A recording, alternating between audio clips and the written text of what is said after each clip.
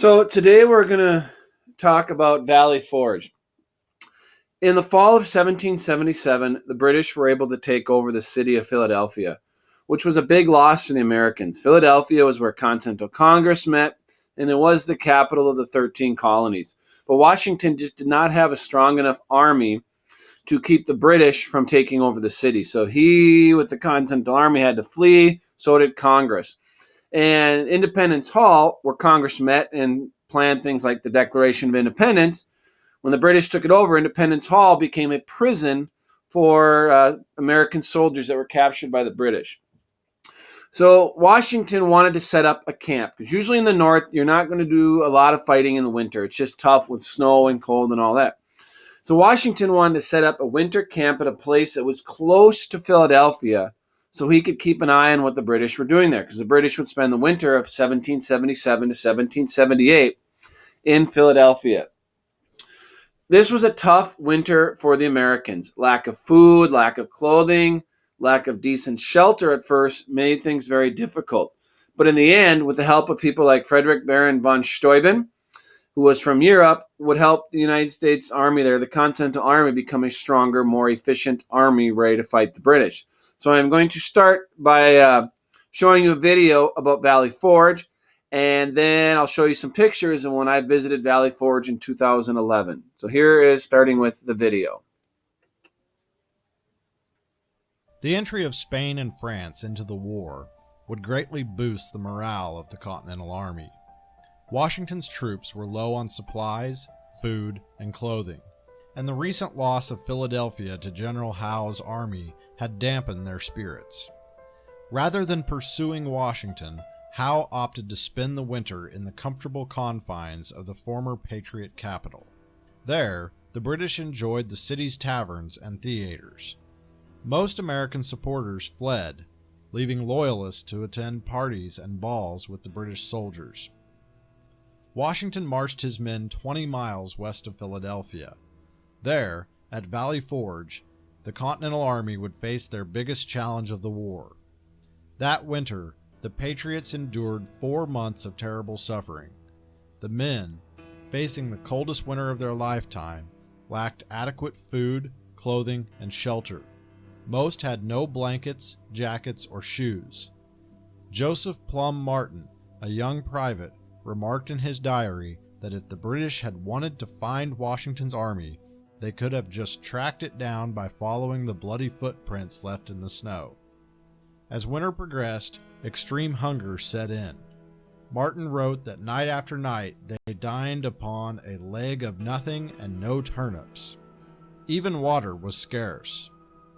One Connecticut surgeon wrote, "I am sick, discontented, and out of humor. Poor food, hard lodging, cold weather, fatigue, nasty clothes, and hasty cookery. I vomit half the time. Here, all confusion, smoke and cold, hunger and filthiness." Soldiers starved as the American supply system fell into chaos. Farmers sold crops to the British in Philadelphia because Congress couldn't afford to buy them. Around 2,000 soldiers died of disease and malnutrition. Several officers resigned, but surprisingly few men deserted. Only the soldiers' commitment and Washington's leadership held the Continental Army together. While the soldiers fought off hunger and disease, a miraculous transformation also took place thanks to a man who could scarcely speak a word of English. Like the Marquis de Lafayette, Baron Friedrich von Steuben came to the United States as a volunteer. Steuben had literally been born into the Prussian army, and by the age of 17, he was an officer in the army of Frederick the Great. Steuben knew more about training troops than anyone else in America.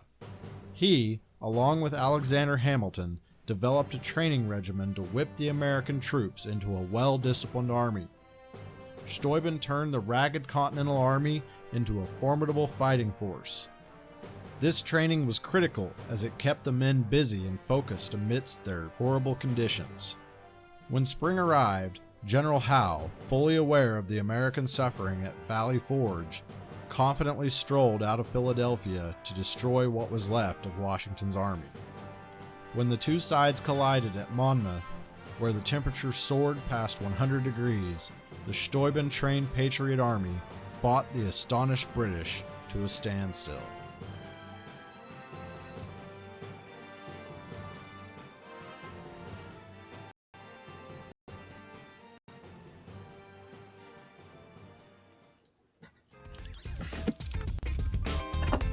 So that was a little bit about Washington at Valley Forge. So now I want to show you some pictures of when I was at Valley Forge. Starting with this one. This one just shows some of the different things they would have had at the camp. I'm going to see if I can zoom in.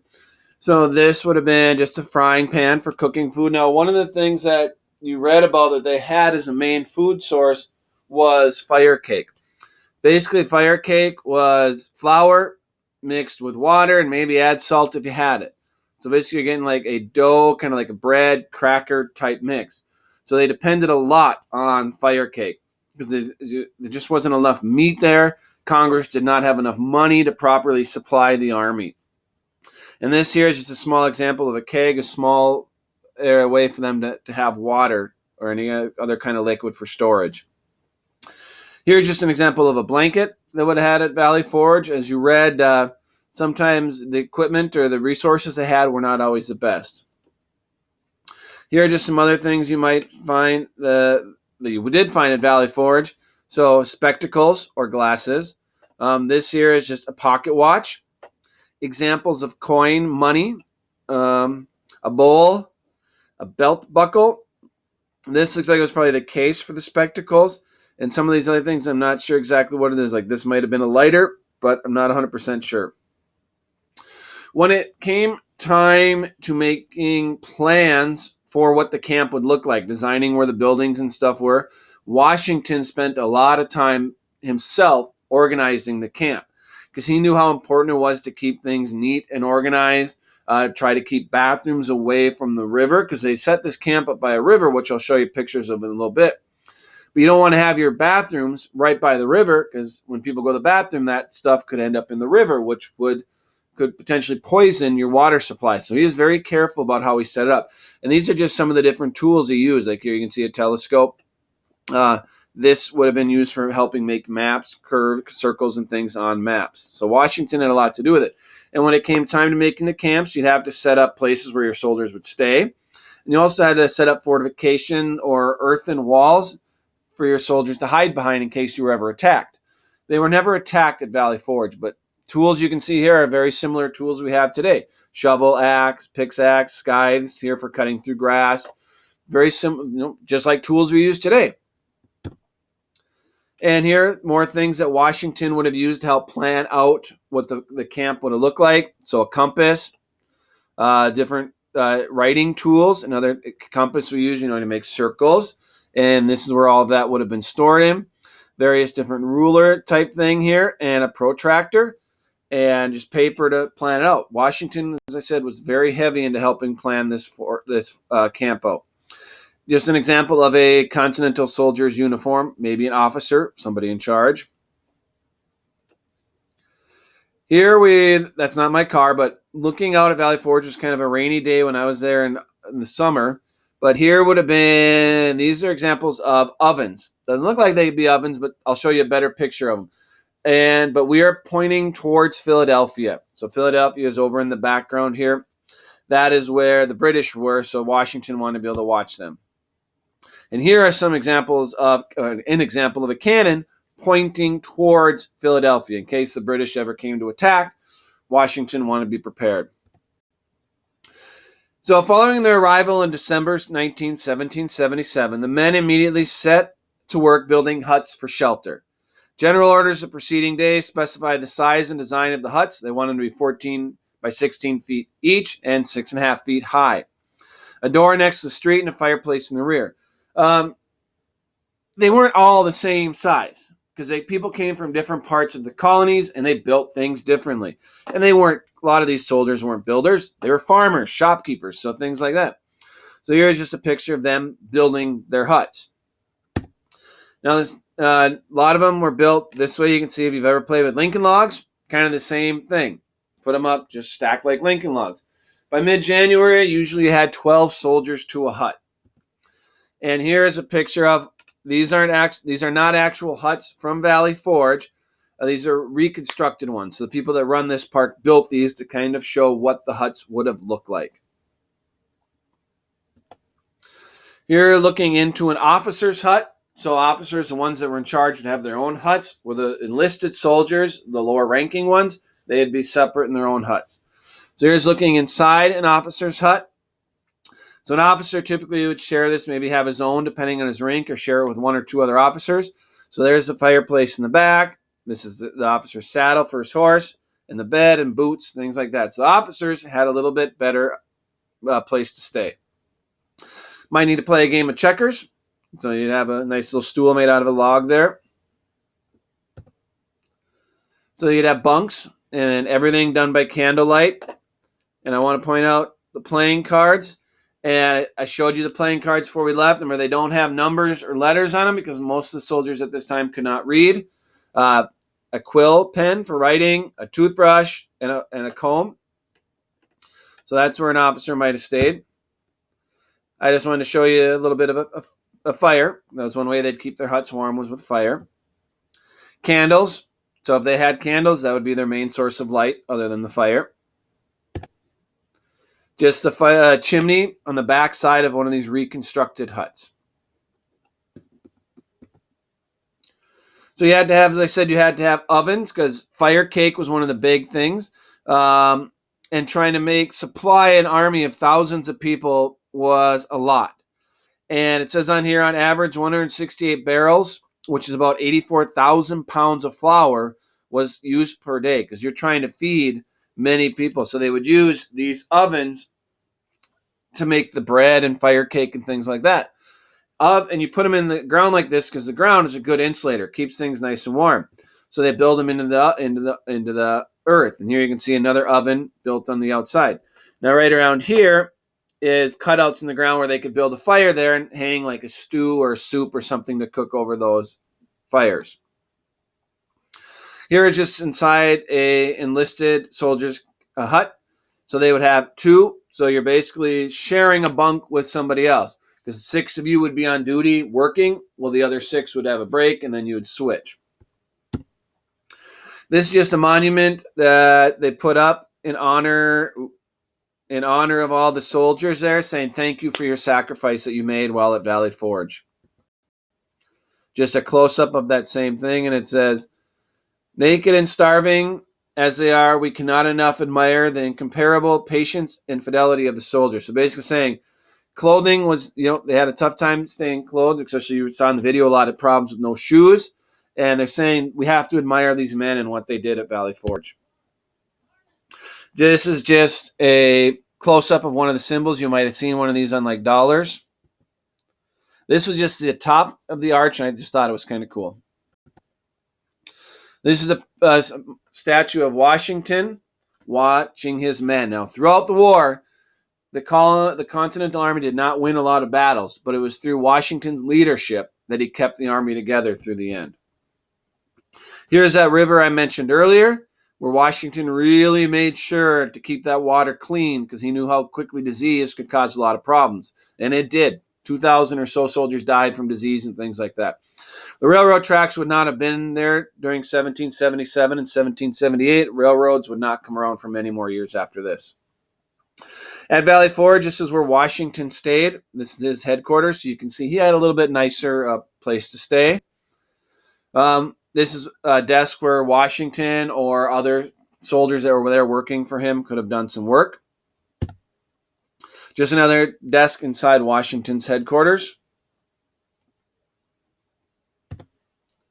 Just another example of the desk where they would have done work. If Washington had to have meetings with his officers, they would have had meetings in a room just like this. A place for them to discuss, make decisions, plan how to do things. Just another example of a room in Washington's headquarters. They had to have candlelight to see what they were doing inside the headquarters. An example of a bed. I believe this is where Washington stayed. This would have been Washington's bed.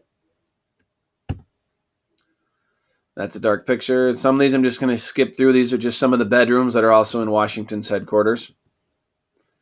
So you can tell the blue uniform of the Continental officer there.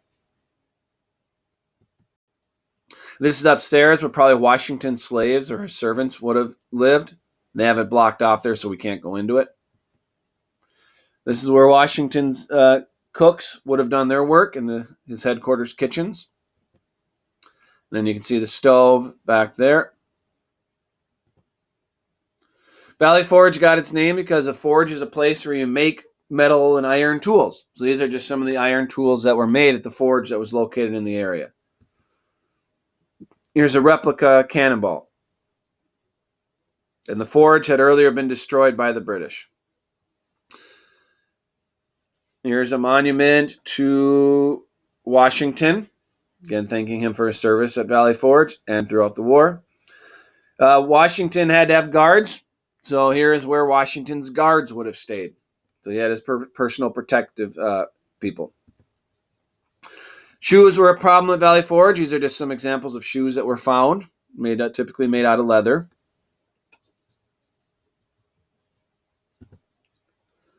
Just an axe, and again, a powder horn. This is where they would have stored their gunpowder. Some kid, I have no idea who that is. The army was set up in a way where Washington was in charge. Then he'd have other officers. So the army's broken apart into different pieces. So each different piece would have its own general. So then Washington could tell this guy, okay, I want your part of the army to do this. I want your part of the army to do this, and so on. He'd give orders to each person. Then like this officer here would then tell his different groups what to do things. So it's called the chain of command. That way Washington's not trying to tell all the thousands of soldiers what to do at one time. It's broken into pieces so they can say, okay, your piece does this, your piece does this. And a lot of those smaller pieces were called regiments. So that's how an army was set up, where you have Washington, as I said, would give this person an order. Okay, I want your part of the army to do this. Then he would go and tell each one of his parts what they're supposed to do. So that's called chain of command. Here are just some swords here in the bottom, and these larger pikes here would have been used probably against horses, so against cavalry soldiers.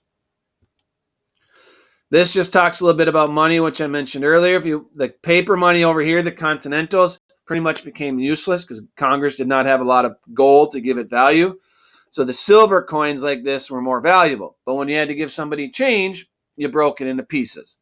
So if you had one full piece and something cost them $0.25, well, you give them 3/4 of that back. Here's an example of this is 2/3 of a continental dollar. Here is a statue to Frederick von Steuben, who came, as I said, came from Europe and really trained the Continental Army how to be better soldiers. And without him, who knows what could have happened.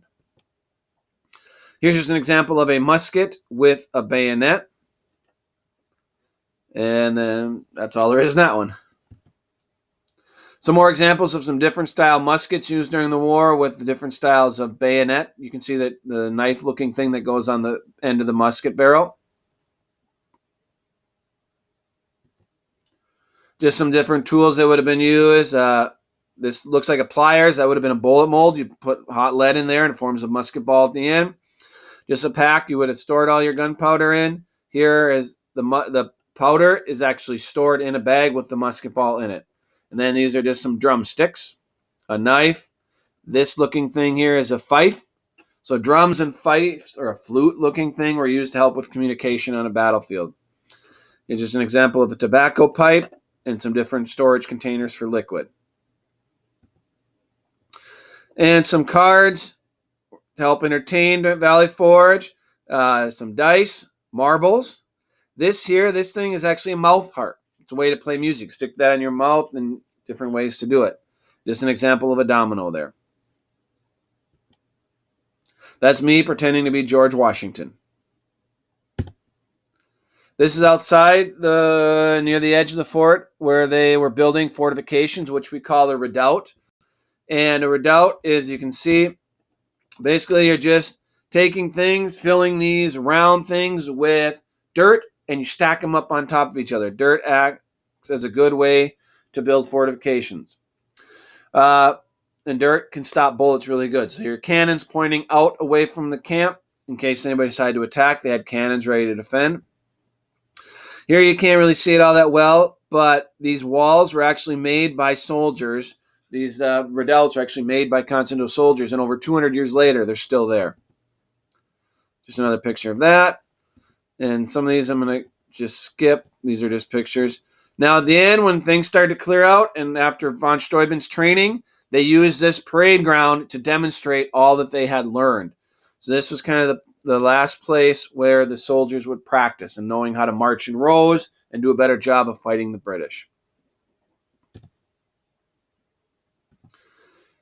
And then that is von Steuben right there, a picture of von Steuben. And another thing that happened that the soldiers really felt helped them get through Valley Forge was they knew that the French had agreed to fight on their side. So they knew that after this winter, maybe the French would be there to help them. So that was a lot on Valley Forge. It was a tough time, but the soldiers really learned a lot, and they held strong through it. So thank you for watching. I know this one was a long one, so take care. Bye!